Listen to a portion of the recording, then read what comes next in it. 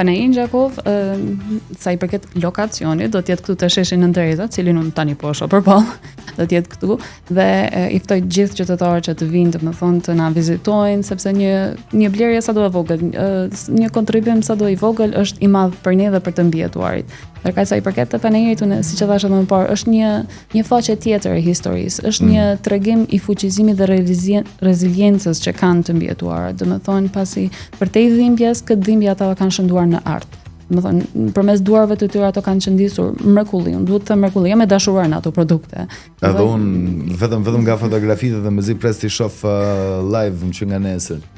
Dhe prandaj I ftoj të gjithë qytetarët që të vinë dhe të vizitojnë sepse ato produkte kanë motive të ndryshme. Dikush ka shprehur dhimbjen, dikush ka shprehur gëzimin, dikush ka shprehur një inspirim që ja ka por.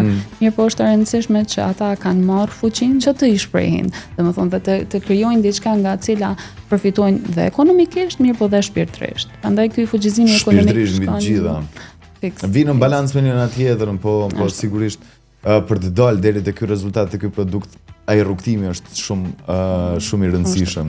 Prandaj ne kemi dashur që përmes këtij panairi të ofrojmë një hapësirë ku qytetari domethënë mund ta ndjejë nga më afër këtë rrugtimin e gjatë dhe të vështirë dhe të bukur në të njëjtën kohë që kanë ardhur domethënë deri këtu. Edhe të bukur patjetër. Dua t'i them të bukur sepse ne e dallojmë, e shohim një të mbijetuar nga fillimet kur ka qenë organizatën tonë dhe tani se si po ndihet më mirë, si ka gjetur forcën, domethënë janë gjitha këto elemente që përbëjnë në fund një histori suksesi, nëse mund ta quaj, pasi dhe në tavolina që do të shohin qytetarët, ne kemi ekspozuar nga një histori suksesi, kuptohet duke mbrojtur identitetin, mirë po se si këto janë shndruar në fermerë, në bletare, domethënë në një gra të suksesshme të fuqizuara.